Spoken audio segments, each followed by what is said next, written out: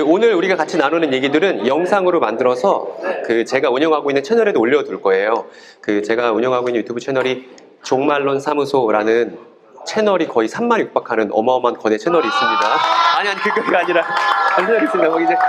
거기 올려두고 그동안 아저씨가 전국에 있는 교회들을 순회하면서 했던 강의들이 다 거기 올라와 있고 모든 이야기들은 연결되어 있어요. 그리고 한 번도 똑같은 강의를 해본 적이 없기 때문에 다 연결되는 이야기 때문에 여러분들이 꼭 거기 들어가서 영상 봐줬으면 좋겠고, 그동안 전국 교회들을 보면서 왜 한국 교회가 이 땅에 문제적인지에 대한 얘기를 여러분들이 꼭 동시대 기독교인으로서 알았으면 좋겠다는 생각입니다.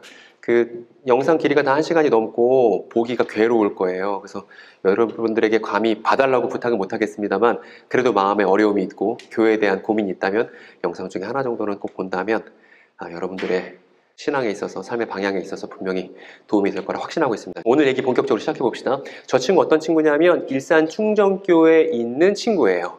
이제 남자 형제 친구예요. 맞은편에 또 자매가 있어요.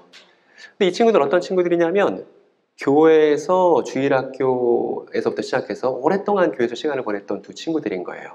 그래서 아주 얼굴 보면 익숙한, 일요일마다 만나는, 지금 여러분들 옆에 있는 친구들 같은 그런 사이인 거예요. 그런데 두 사람이 이제 대학에 들어갔습니다. 대학에 들어갔고 한동안 연락이 끊어졌었고 교회도 나오지 않았어요. 누가? 저기 있는 여자아이가요. 그러다가 오랜만에 대면하게 됐는데 저 여자아이의 입에서 충격적인 얘기를 듣게 됩니다. 어떤 얘기를 듣냐면 자기가 이제 신천지 교인이 됐다는 거예요. 만약에 여러분 저런 얘기를 듣는다면 기분이 어떻겠어요? 어떨 것 같아요? 그건 기독교인답지 않아요. 기독교인은 비폭력주의니까요. 예수님은 폭력을 당해서 오히려 죽임당하셨지 폭력하지 않으셨으니까 패지 말아야 됩니다. 여러분 심장이 쿵 떨어질 거고, 아니 너 어쩌다가 신천지 갔어? 이런 얘기가 나오지 않겠습니까? 근데 대부분 교회에서 어떻게 대처했냐 하면 다 연락 끊고 손절했어요. 그러는 바람에 오히려 신천지가 더 커졌습니다. 저런 상황이 있으면 연락 끊고 손절할 게 아니라 일단 왜 그렇게 됐는지 경위를 물어볼 필요는 있는데, 어쨌든 저런 일이 벌어졌는데 이제 여러분들과 좀 얘기를 좀 나눠보고 싶습니다. 오늘 저 혼자 일방적으로 얘기하기보다는 여러분들의 생각이 궁금해요. 아저씨가 이제 청소년들을 만난 지가 너무 오래돼서 제가 최근에 어떤 청소년 친구 만났는데 아저씨 생각에는, 아저씨 세대에는 마약 그러면 마약 당연히 하면 안 되는 거지, 마약 나쁜 거지 라는 생각이 제 DNA에 박혀 있어요. 근데 어떤 청소년이 저한테 그러기를 제가 이제 밖에서는 소장님이라고 불리거든요. 제가 종말론 사무소 소장이니까. 소장님 근데 인생에 한 번 마약 한 번 할 수 있는 거 아니에요? 이러더라고요. 여러분 또래 친구. 그래서 이건 무슨 얘기인가? 근데 그 친구 생각이, 자기는 한번 그 친구 생각이 합리적인지 들어보세요. 자기는 최소한의 노력을 갖고 최대의 쾌락을 누리고 싶대요. 근데 최소한의 노력을 갖고 최대의 쾌락을 누릴 때 가장 편한 방법은 마약이라는 거예요. 그래서 인생에 한 번쯤 그런 극도의 쾌락을 누리는 거 좋지 않을까요? 이렇게 생각하길래 최소의 노력으로 최대의 쾌락을 누리려는 네 인생의 방향 자체가 잘못됐다는 얘기를 제가 한참 했던 적이 있었거든요. 그리고 집에 돌아왔는데 나보다 나이가 훨씬 어린 다음 세대 친구들이 나랑 생각이 되게 다를 수 있구나라는 그런 충격을 얻었던 경험입니다. 그래서 여러분들 생각도 제가 한번 찬찬히 한번 들어보고 싶은 거예요. 제가 여러분들을 다 이해한다고 말할 수 없으니까요. 가끔 저희 부모님이 저한테 뭐라 그랬냐면 너는 내 뱃속에서 나왔으니까 내가 너에 대해서 다 알아, 이렇게 저희 어머니가 종종 말씀하셨거든요.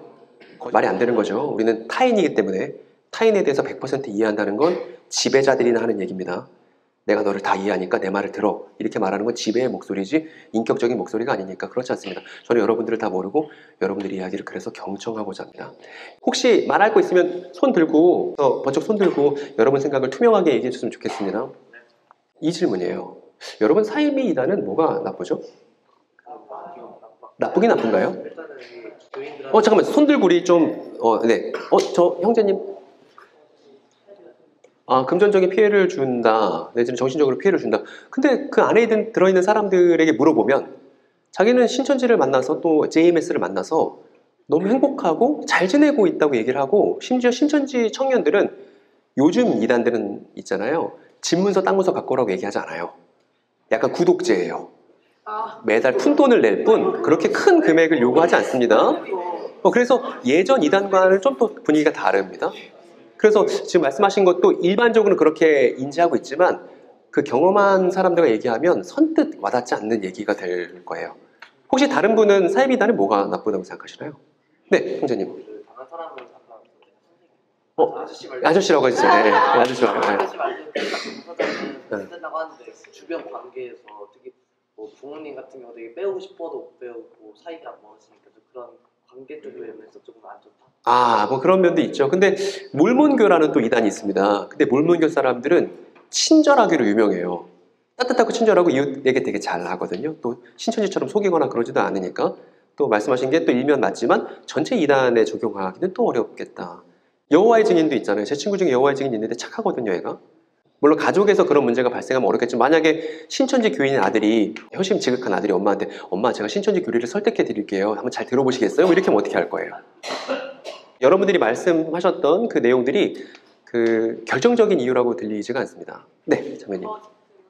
네? 거짓으로 이제 성경을 마음대로 변형해서 그렇죠. 성경에 대한 거짓된 가르침. 근데 사실 성경에 대해서 모르는 사람들도 많고 성경 내용 이러나 저러나 관심 없는 사람들도 많잖아요. 성경 뭐 그깟 거 중요하겠어요? 라고 생각하는 사람들이 많다는 겁니다. 제가 그렇다는 게 아니라 우리가 그렇다는 게 아니라 그렇게 생각하는 사람들 많으니까 믿지 않는 사람들이 훨씬 많은데 성경에 대해서 중요성을 갖고 있지 않은 사람들 많은데 믿지 않는 사람들보다 특별하게 사이비 이단이 나쁘다고 말할 수 있을까요? 자매님 이유대로라면? 이게 믿지 않는 사람한테는 너 진짜 잘못했어 이렇게 손가락질 하지 않잖아요. 근데 사이비 이단에 몸담고 있는 사람들은 진짜 나쁘다고 얘기를 하잖아요.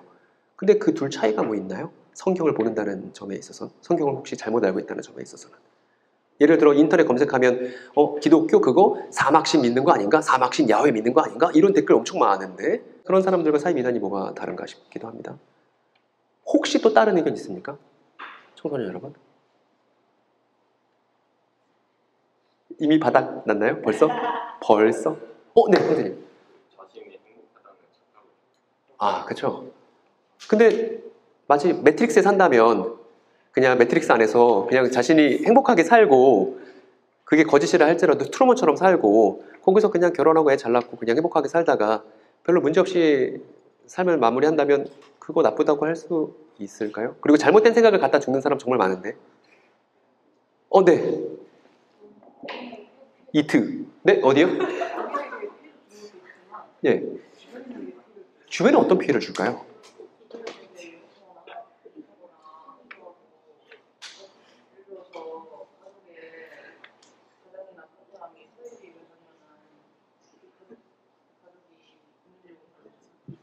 근데 형제님 얘기하신 거에 대한 좀 얘기를 드리면 지금까지 종래 한국교회가 어떻게 사이비단 대처했는지 얘기해 줄게요. 만약에 엄마 권사님이 자녀 서랍을 드르륵 열었어요. 그런데 그 안에 신천지 전단지가 우르르 나왔어. 그럼 그날 엄마 권사님 마음이 어떻겠어요? 하늘이 무너지는 날이에요. 왜 무너지냐면 우리 아들 지옥 갈까봐. 우리 딸 이제 잘못된 교리에 미혹돼서 지옥 갈까봐 걱정 엄청 하고 이제 어디 말도 못해요. 그 엄마가. 그러다가 어떻게 하냐면 그 이단 상담소라는 데 전화를 하면 이단 상담소에서 어떻게 하냐면 그 아이를 용역을 써서 납치합니다. 이게 실제로 지금 벌어지고 있는 메인스트림이에요. 이게 납치예요. 그래서 펜션으로 납치해서 거기서 교리 교육을 감금시킨 채 합니다. 그러다가 아이가 저 시대 신천지 안 갈게요 탈퇴할 수 있잖아요. 혹은 탈퇴가 안 될 수도 있잖아요. 탈퇴가 안 되면 가족 관계는 다 박살이에요. 이런 사례들이 있다는 거예요. 그러니까 우리가 일반적으로 그냥 거기는 우리는 백이야, 쟤네는 흑이야 이렇게 간단하게 나눌 수 있는 문제가 아니었다는 것입니다. 제가 그래서 예시들을 한번 갖고 왔는데요. 어떤 게 있냐면 예를 들어 정상적인 사회생활을 못하게 하니까 이렇게 생각하시는 분들이 계세요. 그런데 유감스럽게도 정상적으로 잘 살고 있는 사이비 이단 경험자들이 훨씬 많습니다. 다 직장생활하고 다 대학 다니고 그렇게 합니다. 그리고 교주가 있으니까 이렇게 생각하는 사람들도 있어요. 그런데 JMS든 신천지든 어디든 자신들의 리더를 교주라 부르지 않아요. 뭐라 부르냐면 선생님이라 불러요. 물론 JMS는 메시아라고도 합니다만 신천지 같은 경우는 우린 교주 없고 교주가 예수님이에요. 이만희 씨는 우리의 선생님이에요. 말씀을 잘 가르쳐 주시는 선생님 이렇게 주장합니다. 그러니까 교주가 있다는 것만으로도 이렇게 사이비 이단이 나쁘다라고 말할 수 있는 명백한 이유가 모든 사례에 적용되는 이유가 될 수가 없고 많은 헌금을 요구하니까 아까 제가 말씀드렸죠. 요새는 구독제 이단이라고 막 많은 헌금을 요구해서 다 집안을 폐가망신시키는 경우도 있지만 그게 일반적인 경우로 볼 수 없고요. 또 구원을 못 받으니까 저거 믿지 않는 사람들에게는 별로 그렇게 중요한 문제가 아닐 뿐더러 사회적 무리를 일으키니까 요거는 우리가 좀 살펴볼 필요가 있습니다. 사회적 무리를 일으키니까 제가 예시들을 여러분들께 갖고 왔습니다. 과거 예시부터 최신 예시까지. 먼저는 여러분 저 사람 누구냐면 박태선이라는 사람이에요.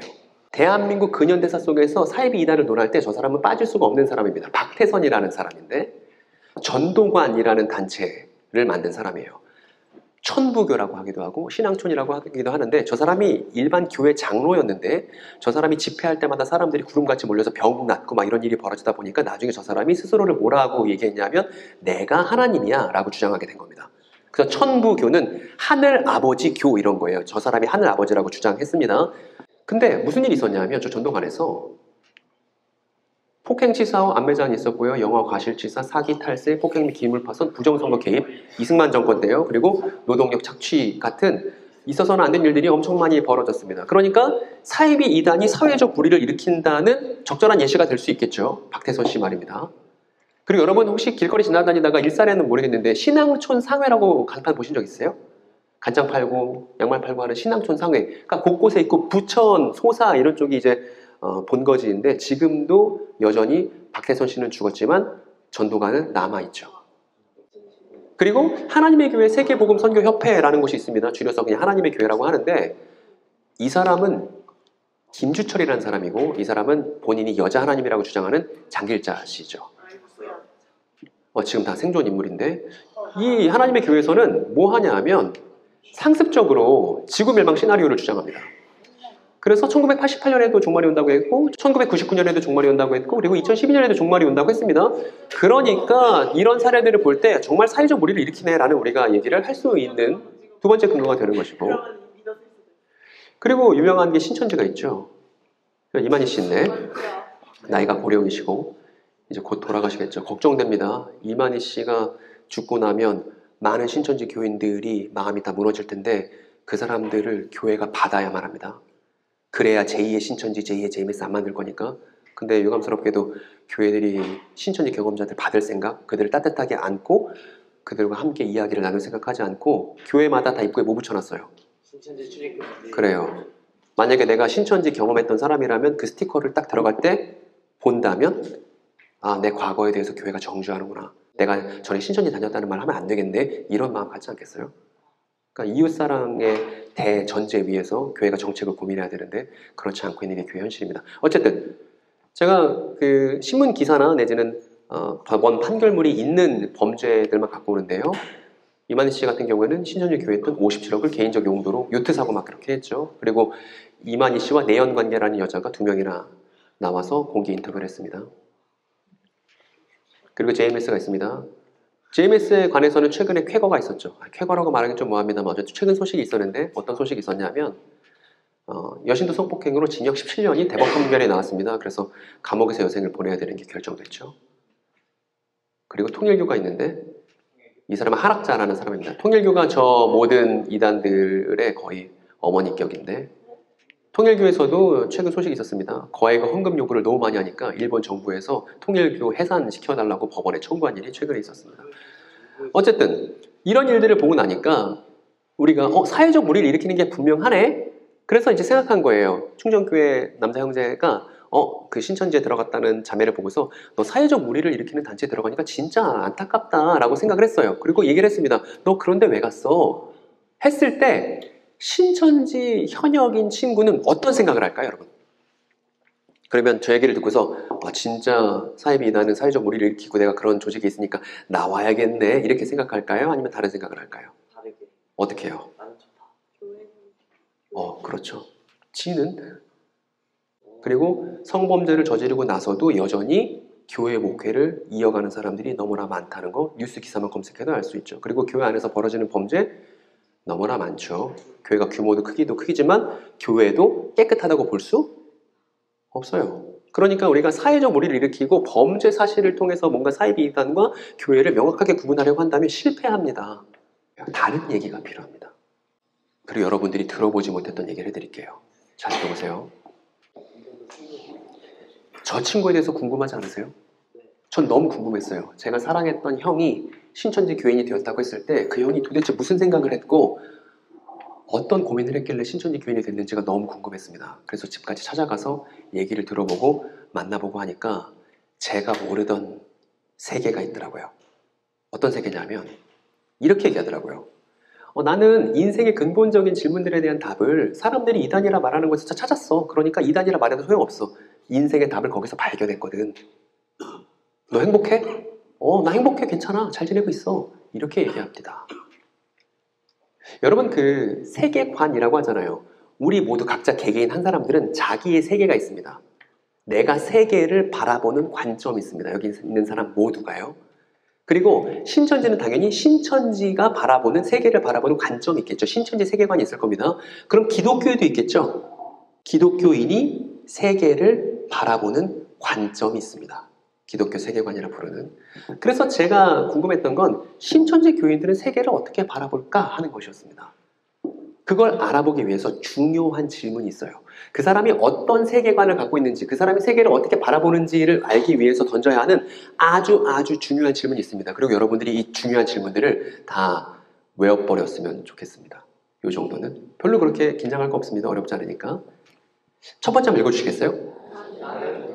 여기 답할 수 있는 사람 있습니까? 불과 어저께 한 친구에게 여러분들과 똑같이 기독교인 고등학생인 친구를 만나서 나는 누구인가라는 자아 정체성에 대해서 답변할 수 있어? 그 친구 고개를 절레절레 흔들었거든요. 충정교회 친구 어떻습니까? 나는 누구인가라는 질문에 답변할 수 있습니까? 하나님의 자녀 좋습니다. 그 다음에요. 끝이에요? 하나? 네? 사람 오케이. 나도 사람. 또요? 엄마 아들 좋습니다. 근데 내가 누구인지에 대해서 자세하고 자부심 넘치고 흔들리지 않고 확고한 자아 정체성을 갖고 있느냐? 이거 되게 중요한 질문이잖아요. 저 질문이 막막한 질문입니다. 청소년기 친구들 중에 자아 정체성이 확립된 친구가 누가 있어요?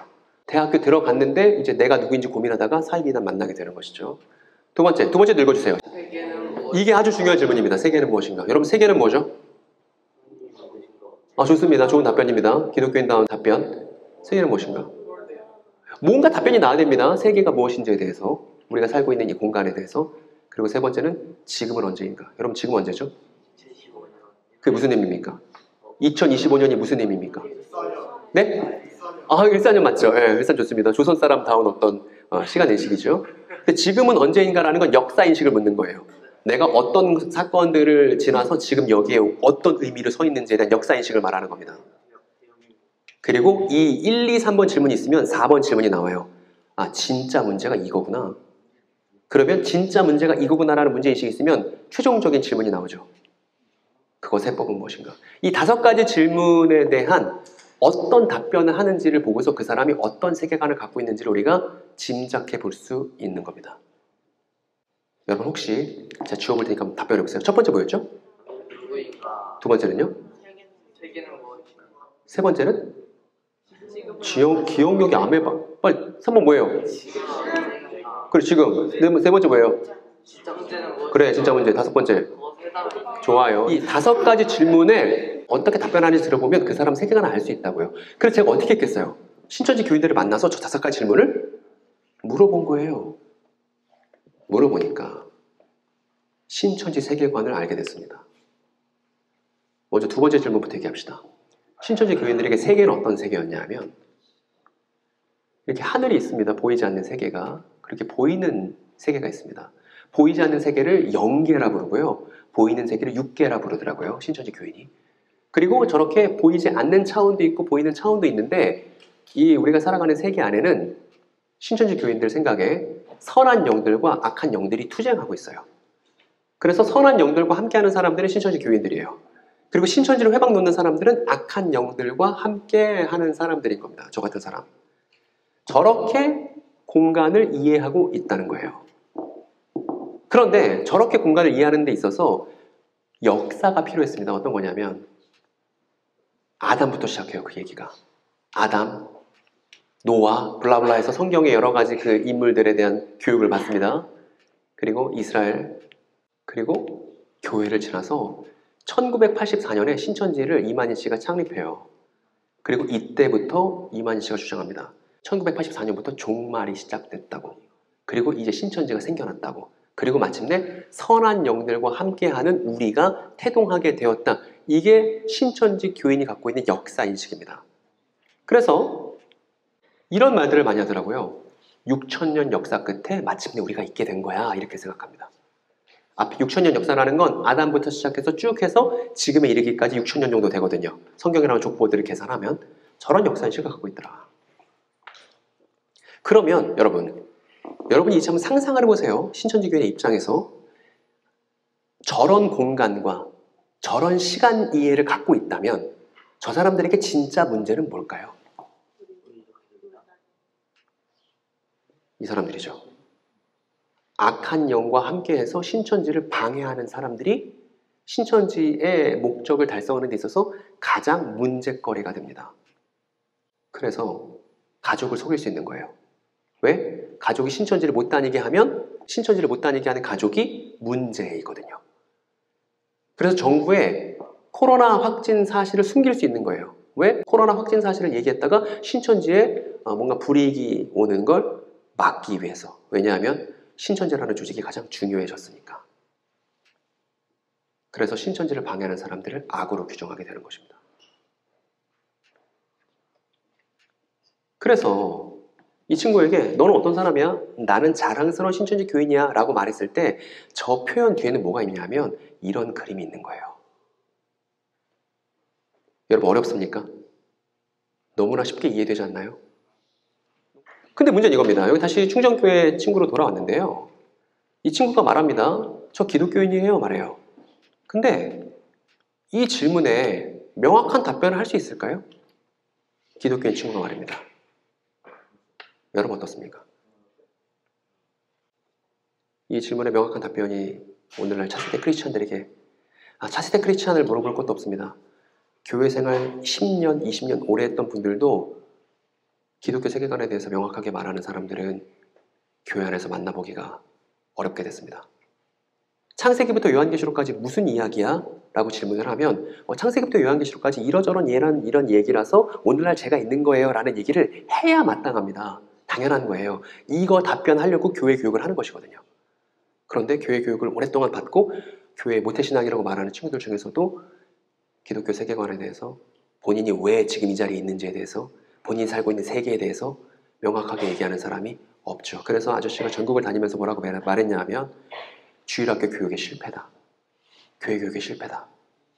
여러분 교회 교육이 실패하면 그 지역사회에서 벌어지는 현상이 있습니다. 뭔지 아세요?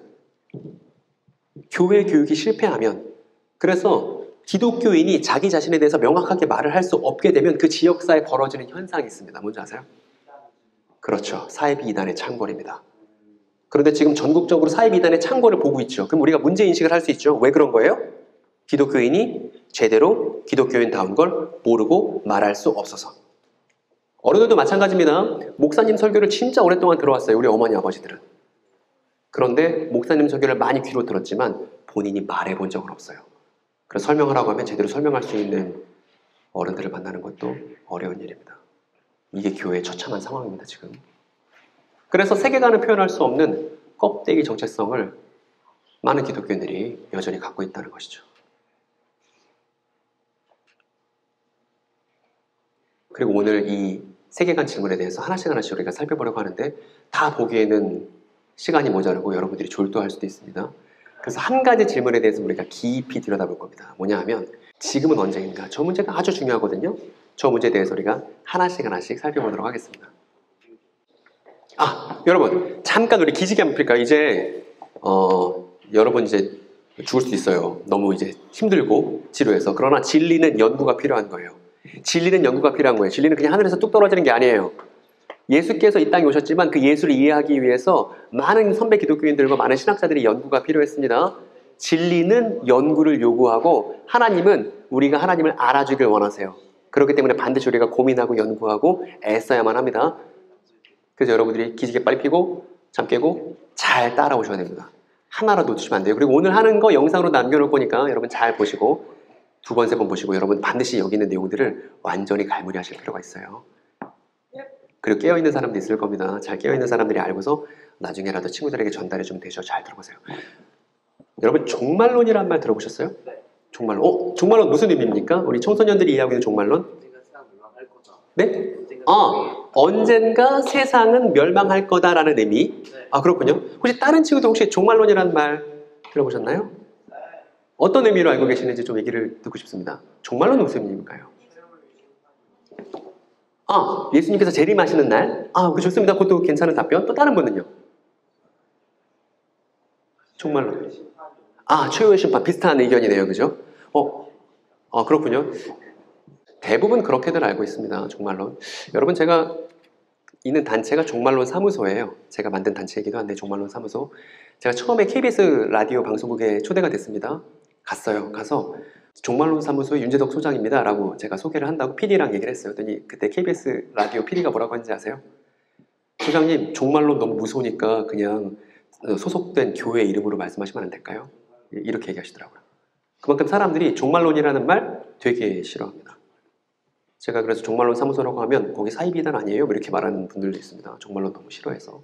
그런데 종말론은 그런 게 아니에요. 뭐냐면 기독교인이 살아가는 시간에 대해서 얘기하는 게 종말론이에요.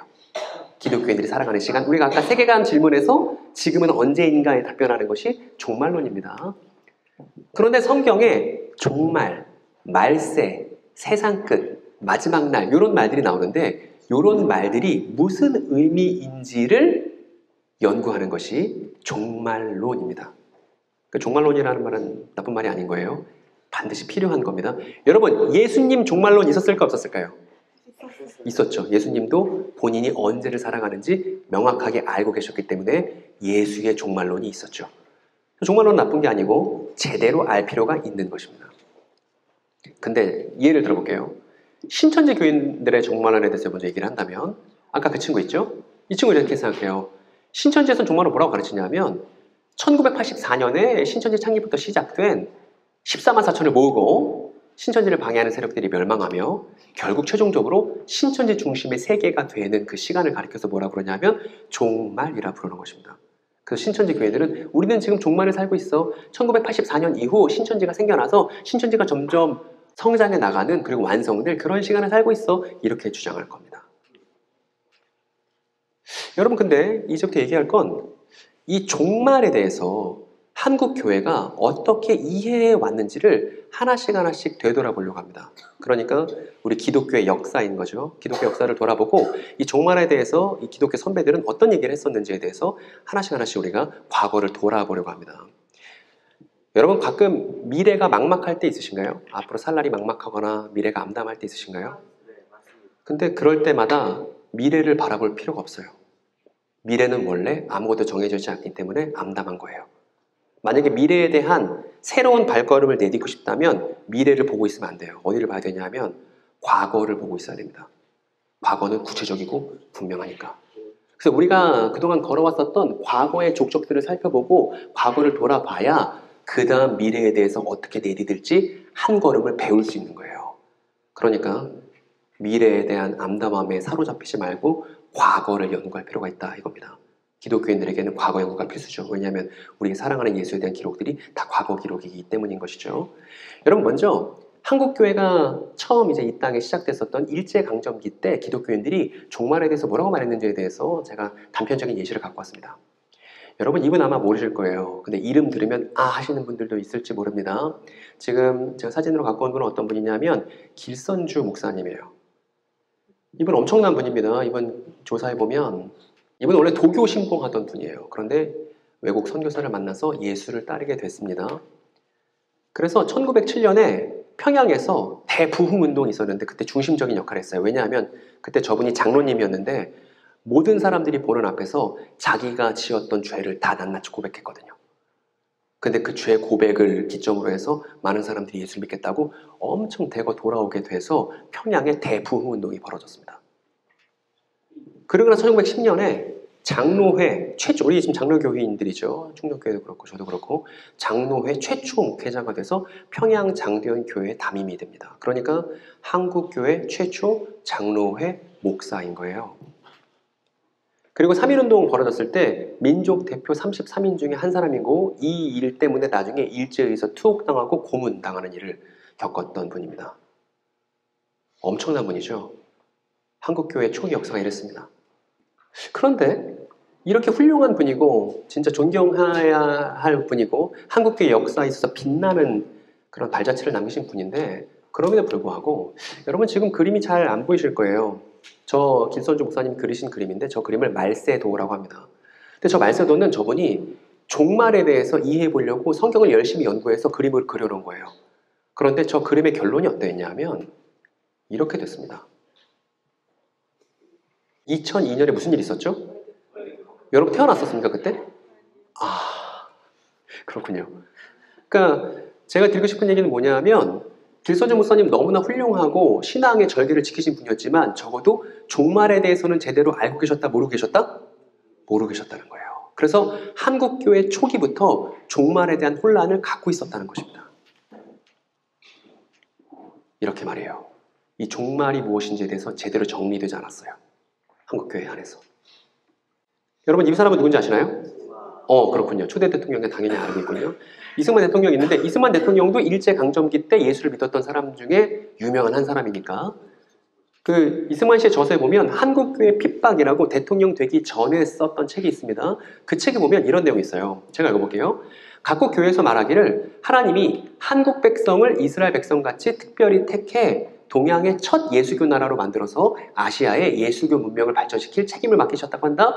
이대로 얼마 동안만 계속하면 한국 백성의 장래 문명, 자유, 복락을 손꼽아 기다리겠거늘 지금 일본이 이거를 저해하고 있어. 이렇게 하는 대목이 있습니다. 여러분 그러면 이승만이라는 기독교인은 한국을 어떻게 생각하는 거예요?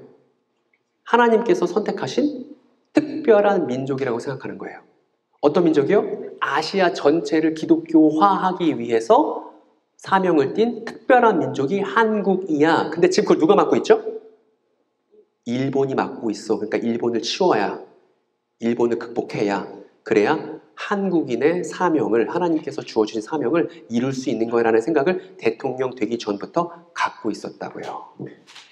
여러분, 여러분들에게는 낯설겠지만 나이가 많으신 교인들 분들은 하나님께서 우리 민족을 이스라엘 백성같이 특별하게 택하셨습니다 라는 말이 낯설지 않으실 거예요. 그런 얘기를 정말 많이 목사님들이 했고 들어왔거든요. 또 광화문에 집회하고 계시는 많은 어르신들이 그런 얘기들을 많이 들으셨거든요. 이걸 뭐라고 그러냐면 기독교 입국론이라고 합니다. 기독교 입국론. 무슨 얘기냐면 이승만 대통령은 대한민국이 기독교가 국교인 나라가 되기를 대통령이 되기 전부터 바라고 계획하고 있었다는 거예요, 여러분. 그걸 기독교 입국론이라고 합니다. 그리고 대통령이 됐어요. 그래서 3.1절 행사 연설 때 이렇게 말합니다. 생각이 달라졌는지 안 달라졌는지 여러분들 한번 잘 들여다보세요. 한민족이 하나님의 인도하에 영원히 자유독립의 위대한 민족으로서 정의와 평화와 협조의 복을 누리도록 합시다. 이렇게 얘기합니다. 여러분 이승만 대통령은 여전히 기독교 입국론을 갖고 있죠. 여러분 지금 생각하면 사실은 우리나라 국교가 기독교가 되고 우리나라를 통해서 주변이 막 기독교가 알려지고 이런 미래상을 그렸지만 오늘날 우리에게는 많이 동떨어진 얘기잖아요. 그러나 일제강점기 때 기독교인 이승만은 이 생각을 하고서 건국 준비를 했다는 거예요. 그런데 여러분 이 사람 그림 기억나시나요? 우리가 앞에서 봤었던 사람입니다. 기시감이 있죠? 누구죠? 박태선이라는 사람이었죠. 근데 박태선이라는 사람이 이승만 정권 시절에 전도관을 만들었고 활동했던 사람인데 박태선 씨가 독특하게 주장하는 잘못된 성경 내용 중에 뭐가 있냐면 이사야 41장 아까 보니까 PPT 이사야 41장 있더라고요. 거기 보면 동방이라는 표현이 나오거든요. 근데 박태선이 주장합니다. 거기 나오는 이사야 41장에 나오는 동방이 바로 한국이야. 그리고 동방의 의인은 바로 나야. 그리고 동방의 의인이 나타나면 그때부터 종말이야. 그리고 나를 따르는 14만 4천이 구원받고 셀 수 없는 머리가 구원받게 될 거야 라는 누구랑 되게 비슷한 주장을 오래전에 했던 것이죠. 근데 이때 우리가 주목해야 될 건 뭐냐 하면 여러분 이거 이상하지 않으세요? 박태선 씨도 뭐라고 주장하죠? 우리나라가 예언이 성취되는 아주 특별한 민족이라고 주장하죠. 근데 이거 당대 정권이 썼던 이승만 정권이 말했었던 내용과 박태선 씨가 말하는 내용은 크게 다르지 않아요. 그러니까 제가 말씀드리고 싶은 건 누가 영향을 주고받고 이런 얘기를 하는 게 아닙니다. 그 당시 시대가 그러했다는 거예요. 그 당시 시대가 성경에 나오는 종말에 대해서 잘 몰랐기 때문에 잘 모르는 와중에서 성경에서 동방이 나오면 이거 특별히 택하신 우리 민족 말하는 거지, 한민족 말하는 거지, 그리고 하나님께서 우리나라를 이스라엘 백성같이 특별하게 사용하실 거야, 이런 생각을 그 시절 살았던 사람들은 대부분이 공유하고 있었고 그렇게 성경을 읽었었다는 것입니다, 여러분. 그리고 그 당시에 누구도 있었냐면 이만희씨도 있었어요. 이만희씨는 저런 내용을 다 흡수했습니다.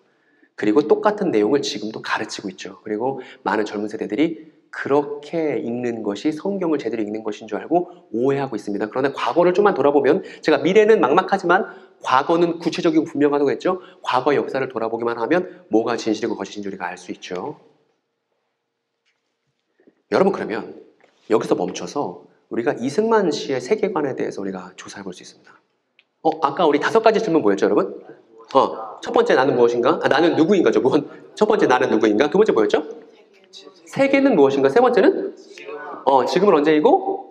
이제 그러면 진짜 문제와 해법이 나오죠. 여러분, 우리가 이승만 대통령의 입장에서, 저는 이승만 대통령이 옳고 그리고 이런 얘기를 하고 싶은 게 아닙니다. 성경 해석의 종말 문제에 대한 얘기를 하고 싶은데, 이승만 대통령의 입장에서 저 세계관 질문에 답변을 한다고 한번 가정해 보세요. 이승만 씨가 자기 자신을 어떻게 생각했을까요? 아마 이랬을 거예요. 기독교 국가를 세울 사명을 가진 기독교인 대통령이야, 이렇게 자기를 이해하고 있겠죠. 세계는 무엇인가? 세계는 한국이 속해 있는 나라들의 각축장이야. 미국, 영국, 일본 지금 장난 아니야. 다 경쟁 관계들이고 그 안에 한국이 이제 막 꽃을 피웠어.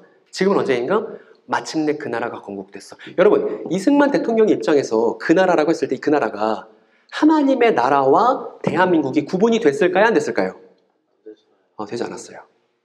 성경에서 동방을 우리나라로 읽는 것처럼 하나님의 나라와 대한민국은 구분이 되지 않은 채 읽는 것이 그 당시에 익숙한 성경 읽기였다는 것입니다. 그럼 여러분, 이승만 대통령이 이제 나라를 건국하고 나서 뭐가 문제라고 했을까요? 여러분, 제가 오늘도 오면서 뉴스 기사들을 보고 왔는데 이게 아주 오늘날에도 여전히 이어지고 있는 중요한 문제가 아닐 수 없습니다. 이승만 대통령에게는 어떤 게 문제였을까요? 이거죠. 이제 일본 제국주의는 패망했는데 그 다음 뭐가 나타났어요? 공산주의 정권이 나타났죠. 공산주의 정권이 사명을 가로막고 있다. 그러니까 이제 뭐 해야 돼요? 반공을 해야 되는 거예요. 해법이. 그래서 이렇게 발언했습니다. 우리는 3일 내로 평양을 점령할 수 있다고 나는 확신한다. 그래서 북진 통일을 결의하는 일이 국회에서도 벌어지죠. 그래서 이승만 대통령에게는 공산주의 정권을 밀어내는 것이 기독교 국가를 세우는 일에 있어서 아주 중요하다고 판단했던 것입니다. 그런데 저런 생각이, 여러분, 이 정치권에서 있었던 생각이 고스란히 교회에 유입되거나 영향을 주고받습니다. 저 사람 누구냐면요, 저 사람 이름 알 필요 없습니다. 이제 예전에 새일교라는 이단이 있었습니다. 엄청 컸어요. 새일교, 여호와의 새일을 이루자해서 새일교라는 이단이 있었는데 지금은 교주가 죽고서 분파들로 나뉘어졌고 세력이 되게 약화됐는데 그 교주 이름이 이뢰자라는 사람이에요. 그리고 여러분, 저 사람 이름 압니까? 저 사람 누구냐면 지금도 생존하고 있는 사람인데 전광훈이라는 사람이에요. 지금 우리가 속해 있는 합동교단총회에서 이단성이 있다고 이미 결정이 난 사람입니다. 그러니까 더 이상 목사로 부르는 것이 부적절한 사람인데, 저 이뢰자 씨와 전광훈 씨는 다 이승만 정권을 경험했던 사람들인 거잖아요. 근데 동일하게 뭐라고 주장하냐 하면 공산주의와 맞서 싸워야 한다고 주장합니다. 전광훈 씨는 지금도. 전광훈 씨는 뭐라고 말하냐면 이승만의 건국 이념을 이 땅에 이루겠다, 이렇게 선언합니다. 여러분, 이게 무슨 일입니까, 여러분? 이승만 씨가 갖고 있던 그 개인의 세계관이 성경적 세계관으로 오해된 것이 예전에도 그랬고 지금도 어때요? 지금도 그래요. 그리고 이승만의 건국 이념, 아까 뭐였죠, 여러분? 기독교 입국론이었죠. 정리해 보겠습니다, 여러분. 종말에 대해서 정리가 안 된 채 일제강점기 한국교회가 시작됐습니다. 그리고 건국 이후 사람들이 자연스럽게 생각하기를 우리 민족은 선택받은 민족이야. 그리고 반공을 하는 게 성경적인 거야. 그 성경에 나오는 안 좋은 것들 다 공산주의 정권이라고 읽었었던 과거가 한국교회의 과거였다, 이 말이에요. 그리고 뭐가 이어지냐면 군사정권이 이어집니다. 여러분, 저 사람 누구냐면 존 넬슨 다비라는 사람이에요. 존 넬슨 다비. 아주 중요한 사람입니다. 왜냐하면 저 사람이 갖고 있었던 생각이 오늘날도 많은 사람들의 생각에 영향을 미쳤기 때문입니다. 여러분, 세대주의라고 들어보셨어요? 세대주의? 처음 들어보셨죠? 세대주의라는 게 있습니다. 뭐냐면 저 존 넬슨 다비라는 사람은 성경 전체를 이해할 때 7개의 시대로 나누면 된다고 주장했어요. 어떻게 나눴냐면 무죄시대, 두 번째는 양심시대, 세 번째는 인간정부시대. 저 인간정부시대가 바벨탑 시대입니다.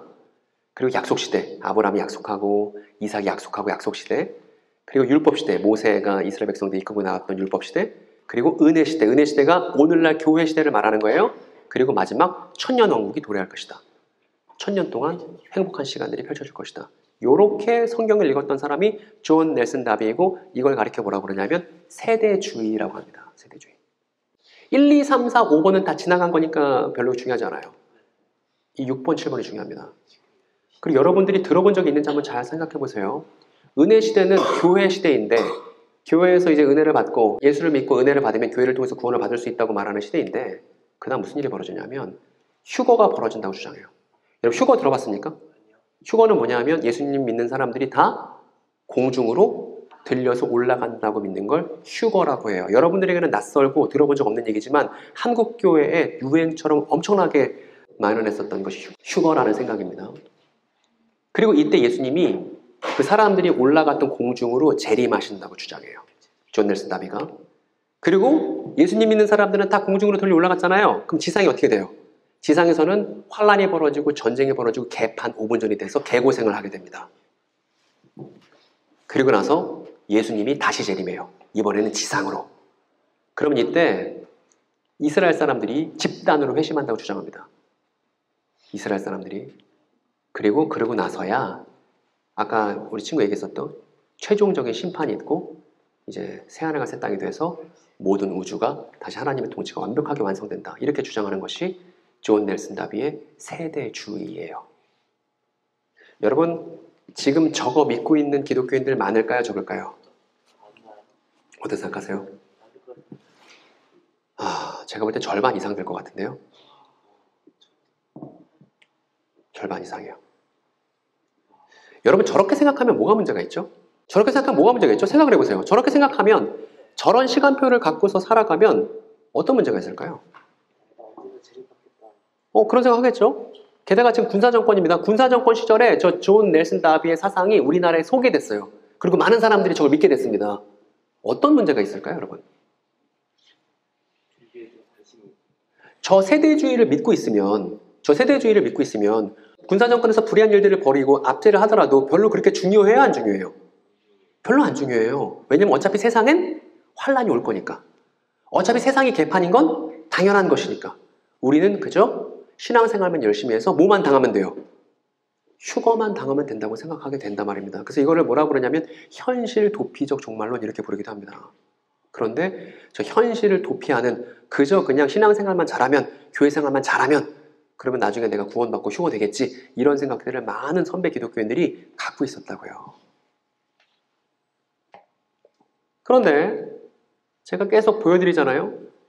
사이비단과의 관련성 말입니다. 저 사람은 김종규라는 사람인데 모르셔도 됩니다. 저 사람은 유지열이라는 사람인데 가수 싸이의 장인이에요. 가수 싸이 장인이 사이비단 교주였습니다. 근데 이 사람들 다 뭐라고 주장했냐면 군사정권 시절에 사이비단 운영하면서 곧 지구 망한다고 이렇게 주장해왔습니다. 저 세대주의 영향을 받은 거죠. 그리고 이 두 사람 이름 기억나십니까? 앞에서 우리가 봤던 사람입니다. 하나님의 교회예요. 여러분 그 일산 지역은 어떤지 모르겠습니다만 이런 건물 보셨어요? 하나님의 교회 건물? 일산 가면서 예전에 다른 곳에 저희 집 근처에 저 하나님 그렇죠. 종교 부지마다 다 들어와 있습니다. 수원에도 있고요. 공주도 있습니다. 여러분 하나님의 교회에서 건물 엄청 많이 짓거든요. 왜 짓느냐 하면 이제 지구가 망할 건데 지구 망하기 전에 어디로 피신하라는 거예요? 우리 건물로 피신해야 살 수 있다. 구원받을 수 있다. 이렇게 가르치기 때문이에요. 그러니까 달라진 게 없어요. 예나 지금이나 종말에 대한 오해가 있고 그 종말에 대한 오해 속에서 그릇된 얘기들을 믿고 사는 사람들이 있었다는 거는 예나 지금이나 다른 게 하나도 없다는 얘기입니다. 그 여러분 이분 아시나요? 이분 되게 유명한 분이에요. 조용기 목사님이에요. 여의도 순복음교회 만들었던. 근데 유감스럽게도 조용기 목사님도 저 세대주의 종말론에 영향을 심각하게 받은 분입니다. 그래서 뭐라고 주장했냐면 1984년도에 1998년이 되면 휴거가 있을 거라고 주장했습니다. 여러분 1998년에 휴거 있었어요? 없었어요? 아무 일도 일어나지 않았죠. 근데 조용기 목사님은 저거 철회하거나 그러지 않았어요. 그냥 유야무야 넘어갔단 말입니다. 조용기 목사님은 한국교회 대표적인 인물임에도 불구하고 저렇게 그릇된 주장을 했어요. 무슨 얘기를 드리는 거냐면 종말에 대한 혼란을 갖고서 한국교회가 초기부터 지금까지 이렇게 왔다는 얘기를 하고 싶은 거예요, 여러분. 그리고 그 혼란의 끄트머리에서 여러분이 있는데 혼란의 끄트머리에서 여러분들도 종말에 대해서 제대로 알아보거나 들어본 적이 없는 채 껍데기 기독교인 정체성을 갖고 있는 거 아니냐 돌아보자는 것입니다. 그래서 저런 일들이 벌어지니까 정명석 씨나 이만희 씨가 지구 멸망하는 거 아닌데 그 영적인 건데 라고 또 다른 소리를 또 끌고 사람들을 혹세무민하고 있는 상황인 것이죠. 그 문제가 두 번, 세 번 지금 꼬여 있습니다. 근데 그럼에도 불구하고 시민운동의 현장에 독재 정권에 항거하는 운동에 참여하는 기독교인들도 소수 있었어요. 이번엔 안병무 선생님인데 안병무 선생님 어떻게 했냐면 유신헌법 반대를 주장하는 국민선언에 사인을 했습니다. 그랬다가 교수직에서 잘렸죠. 그리고 3.1 구국선언을 했기 때문에 구속돼서 이제 옥고를 치렀고 그리고 이분은 현장마다 참여하면서 불의한 정권에 맞서야 된다고 얘기를 열심히 하고 다녔습니다만 그럼에도 불구하고 저분의 이야기가 교인들에게 대중화되지 않았습니다. 또 저분의 이야기가 어떤 종말론을 갖고 있는지에 대해서는 아는 사람이 없죠. 정리해 보겠습니다, 여러분. 세대주의가 아주 위용을 떨쳤습니다. 세대주의 뭐냐면 세상엔 어차피 더 큰 혼란이 올 거니까 신앙에만 최선을 다하자. 이런 현실 도피적인 게 세대주의고 두 번째, 반대로 해방신앙, 민주신앙 이런 게 있는데 현실 문제 중요하니까 지금 불의한 자들과 싸워서 사회를 구원하자는 사람들이 있었습니다. 그리고 또 어떤 사람들이 있었냐면 천년왕국 미래에 오는 거 아니야. 지금 우리가 살아가는 게 천년왕국이야. 지금 예수를 믿고 올바르게 살아가는 지금이 미래에 오겠다는 천년의 진짜 의미야 라고 주장하는 현천년주의라는 게 세계신학의 일반적인 흐름이었습니다. 그래서 세계신학에서 연구하고 있던 현천년주의가 우리나라에 도입되는 일도 군사정권 시절에 벌어졌습니다. 그래서 아저씨가 다녔던 신학교 안에서도 저 현천년주의를 가르쳤습니다. 우리나라에 있는 모든 신학교에서는 현천년주의를 가르치지 않는 신학교는 없어요. 근데 여기서 잠깐 멈춰서 여러분, 지금 아저씨가 했던 얘기를 들어본 적 있나요? 지금 아저씨가 했던 얘기는 한국교회 역사 그 자체예요. 그냥 이런 역사를 거쳐왔다 이거예요. 뭐 제가 보탠 것도 없고 한국교회 굵직굵직한 인물들을 중심으로 이런 스토리가 흘러왔다는 얘기를 한 겁니다. 여러분 교회 생활 10년 이상 했던 사람들이잖아요. 여러분 여기 있는 분들 저 얘기 들어보신 적 있어요? 처음 들었죠. 왜 한국교회는 교회의 역사를 돌아보지 않습니까? 왜 우리끼리 예수 믿고 행복하면 끝이에요? 왜 시대적 과제가 있는데 사회 안에서 교회가 의미가 있는데 왜 한국교회는 한국교회 과거를 돌아보지 않고 그걸 가르치지 않습니까? 교회가 다 잘하지 않았어요. 교회가 다 옳지 않았습니다. 교회는 늘 시행착오를 겪고 잘못하는 것도 많고 반성할 것도 많아요. 그러면 과거를 돌아봐야 반성할 수 있는데 과거를 돌아보지 않는단 말입니다. 아직 종말의 문제가 잘 정리가 되지 않았잖아요. 근데 여전히 자라나는 다음 세대들도 종말에 대해서 어떻게 이해해야 될지 모른 채 지금 신앙생활을 하고 있는 게 이 전국 교회들의 현실이다. 이거예요, 여러분. 그래서 지금도 어떤 교회에서는 현천년주의를 가르치고요. 어떤 교회는 세대주의를 가르치고요. 어떤 교회는 해방신앙을 가르치고요. 어떤 교회는 이러고 저러고 해서 다 혼재되는 상황을 오늘날 한국교회, 21세기 한국교회, 2025년 한국교회들도 똑같이 종말에 대한 혼란을 겪고 있습니다. 다양한 입장들이 난립했죠. 저 때부터. 정리해볼게요, 다시. 아저씨가 왜 계속 이 그림을 정리하는지 아시겠어요? 이런 과정으로 흘러왔다는 얘기들을 여러분들이 알았으면 좋겠어서 계속 정리를 해보겠습니다. 종말에 대해서 정리되지 않은 채 일제강점기 때 한국교회가 시작됐죠. 건국 이후 우리 민족은 선택받았어. 그리고 반공이 중요해. 이런 생각들로 성경을 막 읽다가 이제 군사정권 됐을 때 세대주의나 현천년주의 같은 다양한 종말론들이 소개됐습니다. 신학교들이 입장을 많이 바꿨죠. 세대주의적인 입장을 갖고 있던 신학교들도 현천년주의로 많이 바꿨습니다. 그리고 나서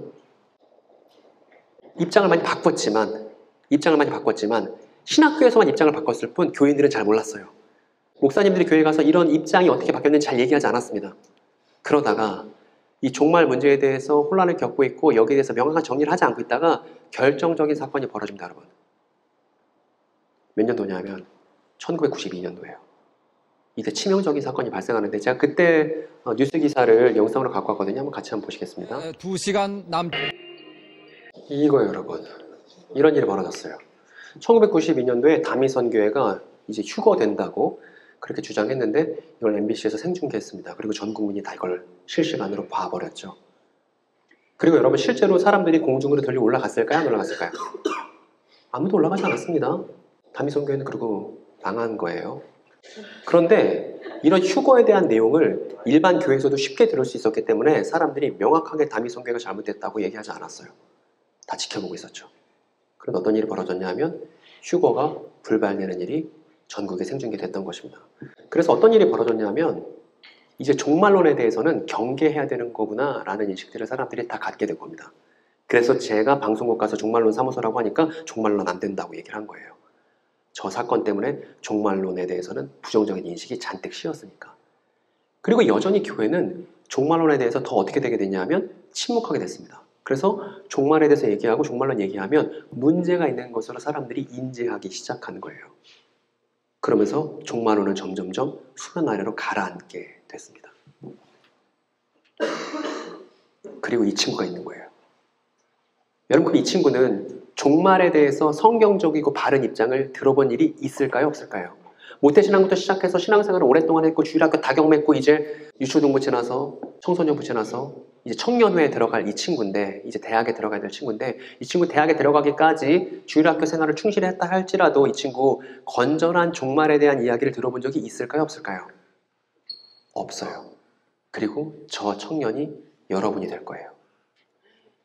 근데 성경에 이런 구절이 있습니다. 우리 모두의 책이니까 한번 같은 목소리를 읽어볼까요? 예수께서 감람산 위에 앉으셨을 때에 제자들이 조용히 나아 이르되 우리에게 이르소서 어느 때에 이런 일이 있겠사오며 주의 임하심과 세상 끝에는 무슨 징조가 있어? 이런 구절이 있단 말입니다. 여기 보면 세상 끝에는 무슨 징조가 있겠습니까? 이런 구절이 있어요. 그런데 종말에 대한 제대로 대한 얘기를 한 번도 들어보지 않았다면 저 구절을 제대로 해석할 수가 없을 겁니다. 세상 끝? 종말? 말세? 이런 게 뭐지? 그런데 이 말세, 종말, 세상 끝 이런 거에 대해서는 교회에서 한마디도 들어보지 못했는데 어디서만 듣냐 하면 이런 아저씨들의 입에서나 듣는 거예요. 길거리 다니는 아저씨들. 그리고 이상하다고 손가락질하죠. 근데 이상하다는 손가락질을 거두고 이렇게 향해야 된다고요. 왜? 종말을 모르는 기독교인들이 지금 양성되고 있지 않습니까? 제대로 된 기독교 종말론을 들어본 적도 없는 세대가 태어났는데 그게 여러분이지 않습니까? 이게 선배 기독교인들의 큰 잘못이 아닐 수 없다. 그래서 아저씨가 반성문 쓰는 느낌으로 앞에 있는 기독교 역사를 다 간추려 여러분들에게 설명하고 있는 거예요. 앞에 이러이러한 일이 있었다고. 그러다가 저 친구가 20살이 딱 돼서 대학교 새내기가 되자마자 말입니다. 저렇게 교회에서 한 번도 제대로 된 종말론을 들어본 적 없던 형제 자매가 우리의 친구들이 대학교 새내기가 되자마자 말입니다. 대학교 새내기는 모든 사이비 이단들이 젊은 피를 수혈하는 유일한 공급처예요. 그래서 대학교 새내기가 됐을 때 제대로 된 어떤 자아 정체성이 형성되지 않았을 때 저 친구를 온갖 이단들이 다 노립니다. 노리면서 뭐라고 그러냐면 신천지가 시작된 1984년이 중요해 본인들의 역사 인식을 얘기하고 아니야 하나님의 교회에서는 이스라엘이 독립한 1948년이 중요한 거야. 그때부터 종말의 징조가 시작된 거야. 이렇게 주장하고 정맥선 선생님이 태어난 1945년이 루터 태어나고 400년이니까 더하면 1945년이야. 이때가 중요해. 아니야. 문성명 선생님이 선언한 1993년이 중요해. 이 짓을 한다고 여러분. 교회가 종말에 대해서 침묵하고 있을 때 사이비 이단들은 다 뭐 갖고 얘기해요? 종말의 비밀을 내가 알려줄게 하고 접근한단 말입니다. 그러면 성경을 어설프게 알고 있던 친구들이 성경에 정말 종말이 나오네? 세상 끝이 나오네? 그거의 의미를 알려준다고? 들어보니까 설득력 있네? 괜찮네? 나 그러면 신천지가 맞는 것 같아 라고 그전에는 엄마가 결정해주고 아빠가 결정해주던 그 청소년 친구가 대학교 가서 스스로 처음 혼자 뭔가를 결정할 때 그 결정이 뭐가 되는 거예요? 사이비 이단 들어가겠다는 결정이 본인의 최초 주체적인 결정이 된단 말입니다. 이 일이 전국적으로 벌어지고 있는데 그래서 많은 권사님들이 눈물을 흘리고 많은 친구들이 지금 우리 젊은 친구들이 사이비단으로 자발적으로 들어가고 있는데 여러분 세뇌가 아니에요. 사람들이 오해하고 있습니다. 세뇌가 아닙니다. 제가 방송 가서 열심히 얘기했습니다. 세뇌 아니라고. 세뇌가 아니라 교육이에요. 그릇된 교육인 것이죠. 근데 그 그릇된 교육이 효과를 발휘하는 건 왜 그런 거예요? 제대로 된 교육을 안 했던 것이죠. 어디서요? 교회에서 여러분. 교회에서요. 일주일에 한 번 목사님 설교 한 30분 미만 듣고 공과 공부 15분 듣고 그걸로 무슨 효력을 낼 수 있습니까? 심지어 수능 공부 그렇게 하라면 누가 그렇게 하겠습니까? 과외 선생님이 일주일에 한 번 와갖고 30분 가르치고 집에 간다고 하면 누가 그 과외 하겠습니까? 근데 그럼에도 불구하고 교회 교육이 아주 미진한 방법으로 잘못된 구성 안에서 종말에 대한 알맹이 없이 지속됐던 것이 한국 교회의 실정이었다는 거예요. 이 실정을 여러분들과 이 젊은 세대들과 공유하지 않을 수 없습니다. 왜냐면 여러분들 다 청소년이고 이제 대학생이 되면 교회에서 교사할 사람들도 많을 거고, 교회에서 교사하는 청년들 제가 많이 만났습니다. 물어봐요. 종말 어떤 거야? 성경에 대해서 얘기할 수 있어? 아, 성경 모르는데요. 정말 잘 모르는데 근데 교회에서 시켜서 그냥 교사하는 건데요. 이런다고요, 여러분. 충정교회에서는 이런 일이 벌어지지 않기를 바랍니다. 그러기 위해서는 여러분들이 한국교회 과거를 알고 반성한 채 종말이 진짜 무엇인지를 확실하게 단단하게 알 필요가 있다는 것입니다. 이게 중요한 거예요. 이게 여러분들의 인생의 방향을 결정하고 교회의 방향이 어떤 것인지를 설정하며 교회를 교회답게 만드는 핵심이 될 겁니다. 등뼈가 될 거예요. 어제 만났던 친구가 그랬습니다. 그 친구 이제 대학 들어가는데, 너 종말에서 알았어? 몰랐는데요? 지구 멸망하는 거 아니에요? 아, 그거 아니야. 너 그동안 종말에 대해 제대로 몰랐지? 네. 너 그래서 목사님들이 설교할 때마다 그냥 아, 교회는 그러면 착하게 살면 되는 거구나 라고 생각했었지? 제가 물어봤어요. 그 친구 말, 네. 어떻게 하셨어요? 내가 겪었거든. 내가 겪고서 그렇게 교회에서 생활했었거든. 근데 그거 아니야. 예수님 말씀은 착하게 살면 그만이다? 절대 그렇지 않아. 혁명적인 거고 세상을 뒤집는 거고 예수님의 말씀의 핵심은 종말론이야. 그걸 알아야 돼. 그 얘기를 제가 어제 하고 오늘 또 하고 있습니다. 그래서 이제 마침내 종말의 비밀을 공개하도록 하겠습니다. 이게 제가 여러분들께 드릴 수 있는 최고의 선물이고, 우리가 같이 동시대 기독교인으로 살기 위해서 같이 방향 설정을 하겠다는 제 계획이자 초대이니까 여러분들 잘 한번 듣고 생각해 보세요. 하나님께서 여러분들에게 지성을 주셨기 때문에 여러분들이 이해할 수 있을 거라 생각합니다. 그리고 단언컨대 지금부터 제가 하는 얘기를 이해하면 사이비 이단에 가라고 등을 떠밀어도 갈 수가 없게 됩니다. 그러니까 사이비 이단 가고 싶은 사람은 귀를 막고 계세요. 예, 제 얘기 들으면 못 가게 되니까. 이런 구절이 있습니다. 이제 언어 영역 시작, 언어 영역이 아니죠. 이제 국어 시간입니다, 여러분. 저 본문을 읽고 앞에 있는 본문을 읽고 종말의 의미를 추론해 보시오. 제가 한번 읽어볼게요. 그리스도께서 그 몸을 여러 번 바치셔야 하셨다면 그는 창세 이래로 여러 번 고난을 받아야 하셨을 것입니다. 그러나 이제 그는 자기를 희생제물로 드려서 죄를 없이 하시기 위하여 시대의 종말에 단 한 번 나타나셨습니다. 라는 구절이 히브리서 9장 26절에 있습니다. 히브리서 9장 26절은 제가 강의 갈 때마다 사람들과 함께 읽었던 본문이기도 해요. 너무나 중요한 본문이고 저 본문이 사이비 이단을 일도양단할 수 있다고 저는 믿고 있습니다. 왜냐하면 종말이 무엇인지를 너무나 노골적으로 보여주고 있는 본문이기 때문에 그렇습니다. 여러분, 여기 보면 시대의 종말이라는 표현이 세번역 성경에 등장했는데 시대의 종말은 언제일까요? 크게 얘기해주세요. 다 들을 수 있게 크게 좀 얘기해주세요. 언제죠?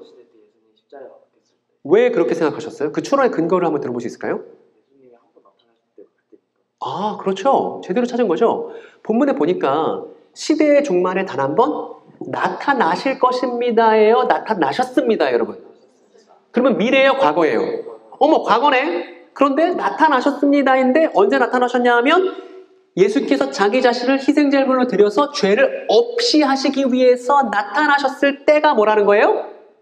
종말이라는 거죠? 그럼 종말은 언제적 얘기하는 거냐면 예수께서 십자가 지시기 위해서 이 땅에 오셨을 때가 뭐예요? 그때를 뭐라고 그러냐면 종말이라고 하는 거예요. 이게 성경적 의미의 종말이라는 것입니다. 여러분 이해됐어요? 이해됐어요? 성경적 의미의 종말은 어떤 의미냐면 메시아 예수께서 죄를 없애시기 위해서 이 땅에 오셨던 때를 가리켜서 하는 전문 표현이 종말인 겁니다. 그리고 하나 더 보여드릴게요. 지금 여러분들에게 보여드린 건 읽기 편한 세번역 성경인데 어른들이 보는 또 예배 시간 때 보는 개역개정을 보면 같은 구절이 이렇게 번역되어 있습니다. 찾아보세요. 세번역에는 시대의 종말이라고 번역되어 있지만 개역개정에는 다른 말로 번역되어 있는데 같은 표현인 겁니다. 어떤 표현이 있죠? 그렇죠. 여러분 질문 하나 합시다. 세상 끝은 언제예요? 그러면 세상 끝은 언제예요? 세상 하나 답변하세요. 여러분 답변하지 않으면 제가 답답해요. 왜냐하면 여러분들에게 제대로 이해가 됐는지 안 됐는지 제가 알 수 없으니까. 세상 끝은 아직 찾아오지 않은 미래예요? 아니면 이미 지나간 과거예요? 답변하세요. 뭐예요? 과거죠. 과거 언제예요? 예수께서 십자가 지시기 위해서 오셨을 때가 언제냐면 세상 끝이죠. 이해됐습니까? 이게 어려웠습니까? 어렵지 않죠? 그러니까 좀 있으면 세상 끝이야. 위기가 될 거야. 불안하지? 불안하니까 내 말 들어. 라고 말하는 사람들은 다 사자들이죠. 얘기를 귀 기울일 필요가 없는 사람들이죠. 왜? 종말, 세상 끝 어떤 표현이냐면 메시아 예수께서 죄를 없이 하시려고 이 땅에 오셨을 때를 세상 끝 종말이라고 한다고 우리가 갖고 있는 책에 쓰여 있으니까 이걸 확인해야 된다고요.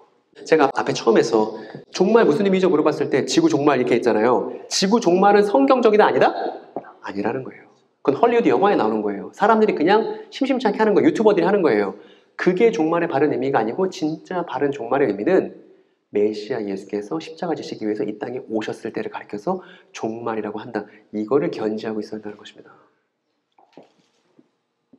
그러면 정리해보면 왜 종말이라 부르냐? 이게 창조예요. 창조부터 시간이 쭉 이어졌습니다. 근데 메시아 예수께서 오셔서 십자가를 지셨습니다. 그러면 시기가 뭐예요? 종말이고 세상 끝이죠. 십자가 사건을 통해서 마침내 종말이 어떻게 된 거냐면 시작된 거예요. 그래서 이 친구가 말합니다. 충전교 친구가 이제 질문이 생겼습니다. 그런데 왜 오해하게끔 십자가를 통해서 종말이 시작된 건데 왜 그거를 종말이라고 했어요? 이런 질문을 할 법하죠. 그죠? 어떤 단어든지 간에 중요한 얘기입니다. 어떤 단어든지 간에 그 단어가 놓여 있었던 원래 책으로 돌아가지 않으면 그 단어의 제대로 된 의미를 확인할 수 없죠. 맞죠? 어떤 단어든지 간에 그 책에 그 단어가 원래 놓여 있었던 그 본래 문맥과 책으로 돌아가야 그 단어의 의미가 제대로 드러나는 게 상식이죠. 예를 들어 여러분들이 일기를 썼습니다. 일기를 땅에 묻어놨습니다. 시간이 2000년이 지났어요. 2000년 지난 다음에 우리 후대 사람들이 땅을 파다가 여러분 일기장을 발견했습니다. 그 일기장을 연구하려면 반드시 그 단어를 마음대로 이해할 게 아니라 그 일기의 본문 안에서 그리고 2000년 전 시간으로 돌아가서 그 시대의 상 위에서 일기를 연구해야 제대로 된 여러분이 썼던 일기의 의도를 파악할 수 있겠죠? 맞죠? 마찬가지입니다. 여러분 종말이 무엇인가라고 얘기했을 때 그 종말이라는 단어가 어느 책에 어느 문맥에 어떻게 나왔는지를 확인하기 전까지는 그 종말에 대한 제대로 된 의미를 안다고 말할 수 없는 거예요. 여러분 생각해보세요. 근데 2000년 전, 그리고 여러분들이 일기장을 묻어놓고 2000년이 지났을 때 사람들이 막 여러분들이 일기장을 연구합니다. 갑자기 어떤 할아버지가 나타나더니 그 일기장에 대해서 내가 잘 알지. 그 일기장의 단어는 이런 의미야. 라고 말하면 그 할아버지 말에 귀 기울일 필요가 있어요? 없어요? 없죠. 왜? 그 할아버지는 본래 문맥을 모르니까. 근데 많은 사람들이 이만희 씨의 말에 귀 기울인단 말입니다. 왜? 저 종말이라는 말이 본래 성경 어디에 있는지 그 문맥을 확인하지 않기 때문이에요. 연구하지 않아서. 근데 진리는 하나님의 진리는 연구를 필요로 합니다. 심지어 여러분 신약 성경도 사도들의 연구에 의해서 쓰인 거예요. 하나님께서 받은 계시를 중심으로 해서 연구해서 기록한 거지 하늘에 뚝 떨어진 걸 받아 쓴 게 아닙니다. 그래서 저 종말이라는 말이 원래 들어있는 문맥으로 돌아갈 필요가 있습니다. 질문. 종말이라는 말을 처음 썼던 사람 어떤 책에 등장할까요? 여러분이 갖고 있는 성경에. 맞춰보세요. 맞추면 아저씨가 쓴 책이 있습니다. 조일조이긴 합니다만 지금까지 했던 내용들을 책으로 잘 간추려서 냈는데 책을 선물로 드리고 싶습니다. 종말이라는 말이 어느 대목에 등장하는지 한번 맞춰보세요. 노아의 방주 땡! 요한계시록 땡! 네, 준서씨 창세기는 맞는데 어디요? 창세기 너무 쉽잖아. 창세기 어디요? 아담 땡!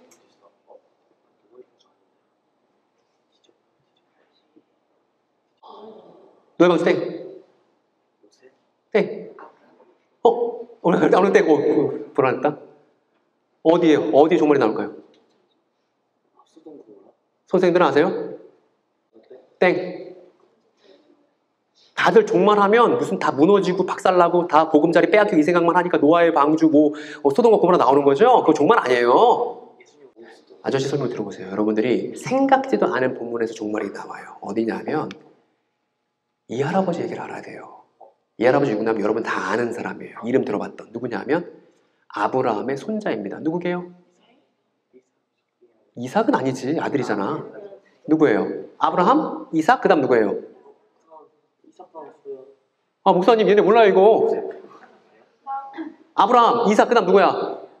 야곱이죠. 저 사람 야곱이에요. 제가 야곱으로 그린 거예요. 근데 야곱이 늙음하게 12아들들을 데리고 뭐해요? 유언을 하잖아요. 그리고 나서 이스라엘이 시작되잖아요. 그때 야곱이 뭐라고 그러냐면 야곱이 아들들을 불러놓고 말했다. 그 이스라엘 12지파 효시가 되는 자기 12아들들을 모아놓고서 말합니다. 뭐라고 말하냐면, 여기 제대로 안 읽어봤죠? 이렇게 말합니다. 얘들아 모여라. 내가 너희들에게 마지막 날들이 올 것에 관해 말해줄게. 저 마지막 날들이 한자로 두 글자는 뭐예요? 종말이고 세상 끝이고 말세고 말일이라고 번역할 수도 있고, 즉 야곱이 아들들에게 내가 마지막 날들이 올 것에 관해 말해줄게 하면서 자녀들을 축복한단 말입니다. 그래서 그때 야곱이 유언했었던 내용들이 이루어지는 시기를 가리켜서 성경이 뭐라 그러는 거예요? 종말이라고 하는 거라고요. 그럼 여러분, 종말은 좋은 시기예요, 안 좋은 시기예요? 종말은 좋은 시기예요, 안 좋은 시기예요? 왜 좋은 시기예요? 야곱이 자기 자녀들을 축복하면서 했었던 말들이 마침내 이루어지는 시기가 종말이니까, 종말은 너무나 고대되고 기다려지며 기쁜 시기가 종말이죠. 그러니까 자꾸 여러분들 머릿속에 내 보금자리가 파괴되고 지구가 박살나는 그림들을 종말에 갖고 있잖아. 그건 성경 본래 문맥이 아니라고. 그걸로 알고 있으면 안 된다고. 종말은 어떤 것이냐면, 야곱이 자신의 자녀들에게 축복하고 말했었던 내용들이 이루어지는 시기를 마지막 날들이라고 하고 종말이라고 한단 말입니다. 그럼 여러분 궁금하지 않으세요? 야곱이 무슨 내용을 유언했는지 궁금하지 않았습니까? 그걸 확인해 보자고요. 간지나니까 같이 읽어봅시다. 유다야, 너는 사자 새끼란다. 왕의 지팡이가 유다를 떠나지 않고 통치자의 막대기가 자손 만대까지 이를 것이야. 권능으로 그 자리에 앉을 분이 오시면 모든 민족이 그에게 올 것이다. 여러분 추론할 수 있습니다. 추론할 수 있어요. 이제 우리가 많은 걸 배웠어요. 오늘 짧은 시간 동안. 여러분, 야곱이 유다라는 자녀에게 이런 예언을 했습니다. 뭐라고 했냐면, 유다 지파 안에서 영원한 왕, 영원한 통치자가 나타날 거야. 권능으로 그 자리에 앉을 분이 오시면 모든 민족이 그분에게 모일 거야. 이렇게 예언했단 말입니다. 여러분, 여기 권능으로 그 자리에 앉을 분 누구인가요? 그렇죠. 우리가 사랑하는 메시아 예수이시죠. 그러면 메시아 예수께서 오셔서 권능의 그 자리에 앉으실 분으로서 오시면, 그리고 예수 앞에 모든 민족이 모이면 그때 우리가 뭐라 부를 수 있죠? 마지막 날? 종말이라 부를 수 있죠. 여기까지 이해됐죠, 여러분? 네. 됐죠? 그런데 좋아요. 그리고 노래도 있잖아요, 여러분. 그 뭐예요? 어느 교회 강의 갔을 때 들었는데, 사자와 어린 양? 네. 사자 어린 양이란 곡 여기 부릅니까? 네. 이 얘기 불러놓고 이의미도 모르면서 부르기만 하고. 사자와 어린 양의 사자가 뭐예요? 네, 사자가 사자와 어린 양 할 때 그 사자는 유다 지파의 사자를 말하는 거예요. 예수께서 저 야곱의 유언대로 오시는 유다 지파의 사자이기 때문에 예수를 사자라 부르는 거라고. 근데 사자는 으르렁거리고 포효하는 맹수잖아요. 근데 어린 양은 어때요? 초식동물이고 약하잖아.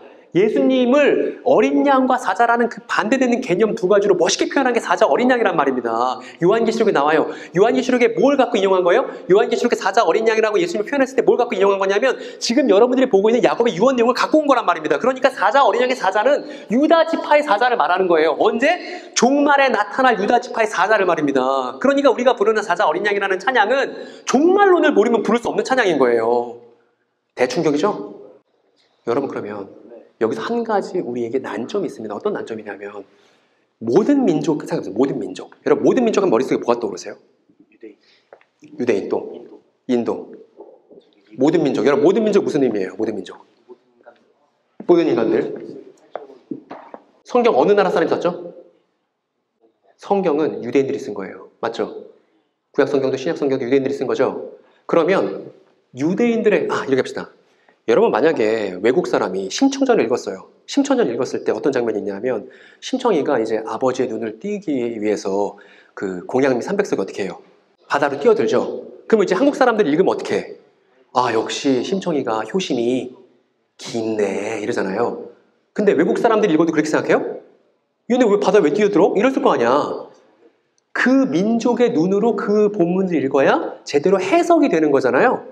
예를 들어서 어떤 사람이 다리 부러진 제비 장면을 봤어. 근데 한국 사람들은 다리 부러진 제비 장면을 보면 딱 무슨 생각이 나요? 저 흥부 놀부구나. 이제 박씨 물어오겠구나. 이 생각 하잖아. 외국 사람들 알게 뭐예요? 이야기를 모르는데. 안 그렇습니까? 마찬가지로 성경은 유대인이 쓴 것이기 때문에 유대인의 관점으로 봐야 무슨 의미인지가 드러난다고. 근데 우리는 모든 민족 하면 만국이 펄럭이면서 200여 개국 생각하잖아요. 유대인들은 모든 민족을 그런 의미로 쓰지 않아요. 그래서 저 부분을 오해한 거예요. 권능으로 그 자리에 앉을 유다의 사자가 나타나시면, 유다 지파의 사자가 나타나시면 200여 개의 만국기가 펄럭이면서 모든 민족이 오시겠지. 근데 아직은 오지 않은 민족들도 있으니까 아직은 종말은 아니겠지라고 사람들이 오해했단 말입니다. 근데 그게 아니에요. 뭐냐면 성경이 말하는 모든 민족은 뭐냐면요, 유대인들이 있죠. 그리고 유대인 아닌 사람들이 있죠. 비유대인. 그러면 유대인 더하기 유대인 아닌 사람들을 더하면 뭐가 되냐면 모든 민족이 되는 거예요. 이해됩니까? 유대인들에게는 200여 개 국가 이런 게 아니에요. 유대인 더하기 이방 사람들 하면 뭐가 돼요? 모든 민족이라고요. 그러면 복음이, 예수의 복음이 유대인들을 넘어서 이방 사람들에게 전달되기만 하더라도 어떻게 된 거예요? 모든 민족에게 전파됐다고 말할 수 있는 거예요, 여러분. 이걸 잘 기억해야 된다고요. 다시요. 성경에서의 모든, 따라합시다. 성경에서의 모든 민족은 유대인 더하기 이방인이다. 이 사실이 중요합니다, 여러분. 그래야 종말을 혼란스럽게 생각하지 않을 수 있습니다. 그러면 제가 근거를 갖고 올게요. 아저씨가 무슨 말을 하더라도 아저씨 근거 없어요? 근거 없으면 안 믿을 거, 이렇게 얘기하셔야지 좋습니다. 근거 없이 그냥 무비판적으로 수용하는 건 좋지 않습니다. 자, 성경 구절들을 갖고 왔는데 뭐냐면, 여러분 요거 한번 읽어보시겠어요? 같이 한번 읽어봅시다. 시작. 이 하늘나라의 복음이 온 세상에 전파되어 모든 민족에게 증언으로 전해질 것이다. 그제야? 만약 여러분 결정적인 차이를 보여줄게요. 만약에 저 모든 민족을 200여 개 국가라고 생각한다면 끝이 왔다고 생각하겠어요? 안 왔다고 생각하겠어요? 잘 생각해보세요, 여러분.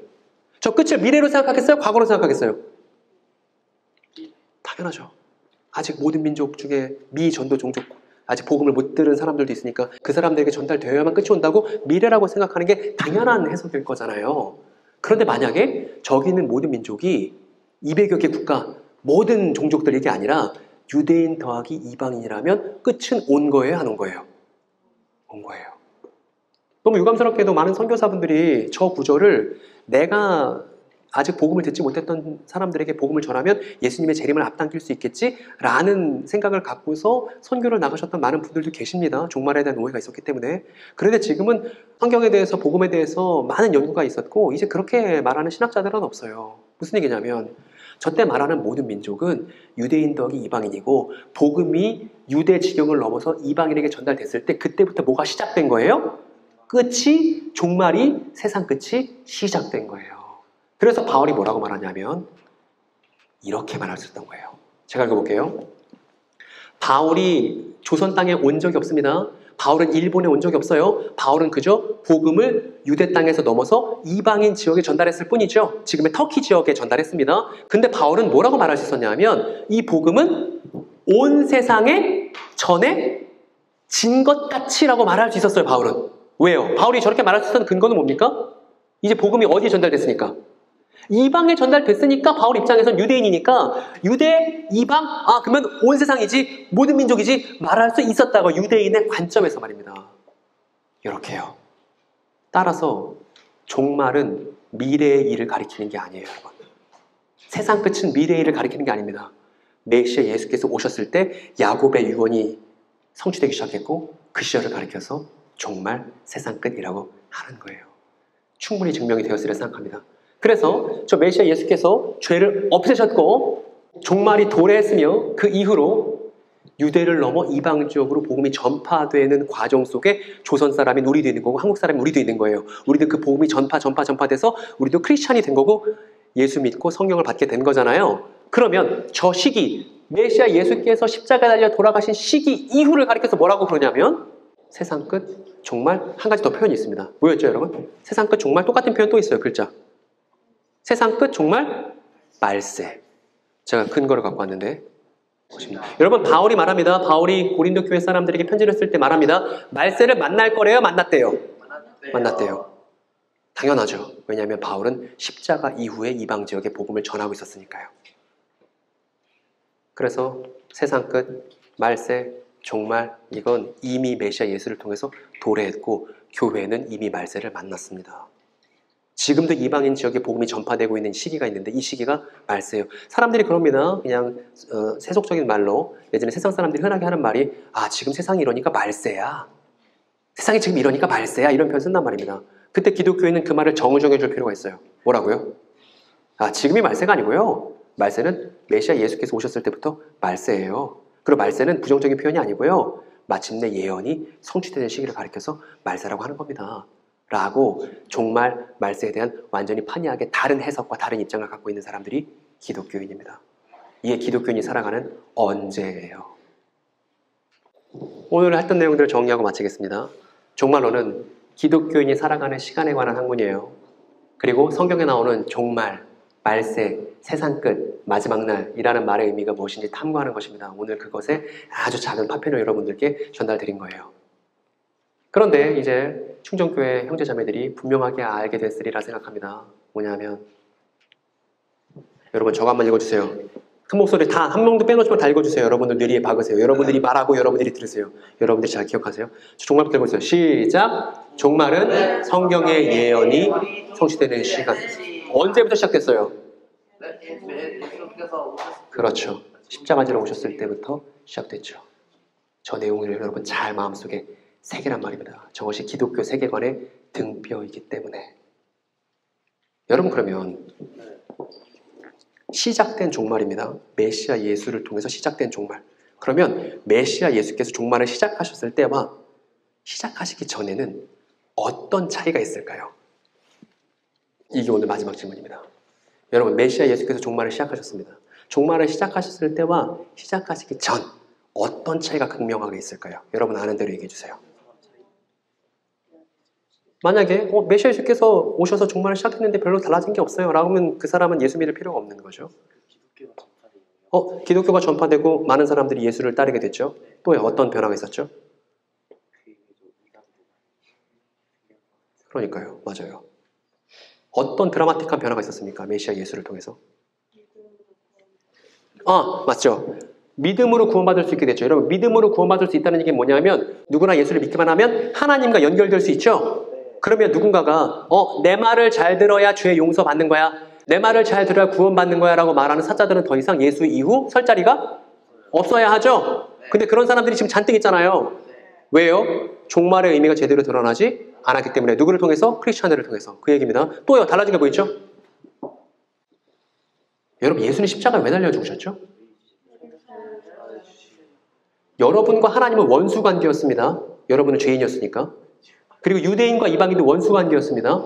예수님은 유대인과 이방인 사이에서 하나님과 사람 사이에서 끼어 돌아가신 거예요. 왜? 원수들의 관계를 연결시켜 주시려고 말입니다. 그래서 메시아 예수로부터 시작된 종말의 가장 결정적인 의미는 뭐냐면 이제는 원수를 사랑할 수 있게 됐어요. 그전에는 원수를 사랑하면 개죽음인 줄 알았어요. 원수 사랑하다 죽으면 그냥 아무 의미 없는 죽음인 줄 알았다고요.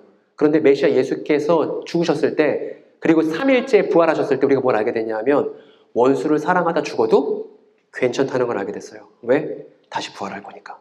하나님께서 그 사람을 다시 인정하시고 살리실 거니까. 그래서 원수 사랑의 삶에 동참하고 끝까지 사랑하겠다는 사람이 죽어도 그 사람은 부활한다는 게 기독교 복음의 핵심인 거예요.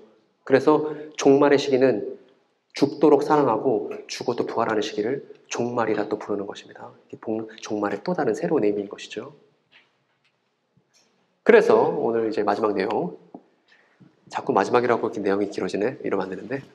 그래서 이제 우리가 처음에 오해했었던 것들을 정정합시다.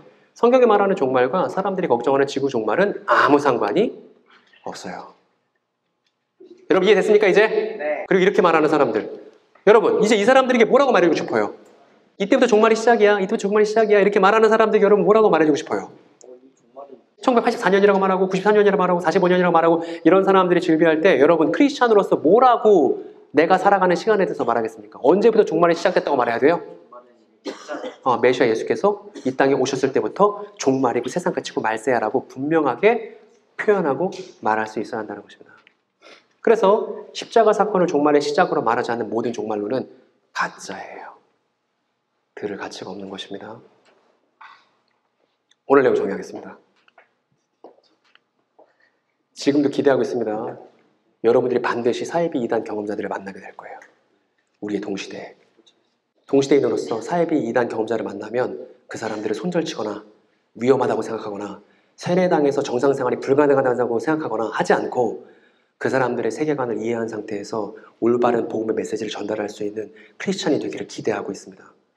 그리고 제가 정말 바라고 있는 건 우리의 시대에 사이비 이단을 끝장낼 수 있어야 한다고 생각해요. 우리의 시대에. 여러분, 사이비 이단 교주들은 지금 다 고령들이에요. 이만희 씨를 비롯해서 다 죽을 겁니다. 원래 사이비 이단들이 그래요. 다 교주들이 죽으면 쇠락하게 돼 있습니다. 근데 그 안에 있는 사람들은 어떻게 하겠어요? 그 안에 있는 사람들을 우리가 섬기고 제대로 된 성경 이해로 돕지 않으면 그 사람들은 제2의 신천지, 제2의 제이메스를 또 만들게 될 거예요. 한국 근현대사 역사 속에 그랬어요. 그래서 여러분들의 자녀 세대들이 또 신천지 문제를 겪고 또 JMS 문제를 겪게 될 겁니다. 이거를 끝장내려면 우리 시대에 끝내야 돼요. 우리 시대의 사이비 이단 문제를 끝장내는 건 어렵지 않습니다. 교회가 교회답게 되는 것이고 교회 교육을 바로잡는 것이고 제대로 된 종말론 위에 성경 이해를 새롭게 하는 거예요. 이게 우리가 할 일입니다. 그리고 이게 되면 충정교회를 신천지 탈퇴자가 찾더라도 긴장하지 않을 거예요. 우리가 믿고 있는 종말을 시작하신 메시아 예수를 잘 소개할 수 있는 준비를 여러분들이 하셔야 됩니다. 이건 목회자만의 일이 아니에요. 전도사만의 일이 아닙니다. 예수를 따르는 모든 사람의 몫이라고 생각합니다. 그래서 저렇게 만나는 과정 속에서 이 내용을 여러분들이 알고 있어야 한다고 정리한 것인데 제가 읽어볼게요. 첫 번째, 사이비 이단 문제는 세계관 문제입니다. 아까 사회 문제다, 무슨 문제다, 그거 다 소 잃고 외양간 고치는 거예요. 그렇게 하면 안 돼요. 꼭 사회적으로 문제가 벌어지고 나서 역시 사이비 이단이 문제였어, 이런 식으로는 제대로 문제 해결할 수가 없습니다. 세계관 문제라는 걸 꼭 기억했으면 좋겠고, 두 번째, 한국교회는 초기부터 종말에 대한 혼란을 겪었다는 우리의 과거 사실에 대한 반성이 필요합니다. 아까 길손주 목사님부터 쭉 살펴봤었죠. 세 번째, 성경의 종말은 예언이 성취되는 시간입니다. 미래를 불안하게 하는 지구 종말과 달리 마침내 도래한 기쁨의 날이라는 것도 여러분 단단히 갖고 계셨으면 좋겠습니다. 그리고 마지막으로 종말은 메시아 예수 십자가 사건으로 시작된 거예요. 이 사실을 잘 갖고서, 이거는 정말 빙산의 일각에 지나지 않지만 여러분들이 앞으로 성경을 읽어가면서 잘 공부하실 때, 그리고 사이비 이단 경험자들을 따뜻하게 환대하면서도 분명한 내용을 섬기려고 할 때 이런 일들을 기다리는 거예요. 저 친구가 신천지에서 교육받은 게 자랑스러워서 쓰고 있는 학사모를 스스로 버릴 수 있게 하는 거. 이게 지역사회 안에서 교회를 통해서 벌어지는 거. 그래서 지역사회 안에서 한 분 하나님의 이름이 뚜렷하게 되는 거. 그게 동시대 크리스찬인 저와 여러분을 통해서 우리 시대에 있기를 간절히 바랍니다. 잠깐 기도하겠습니다.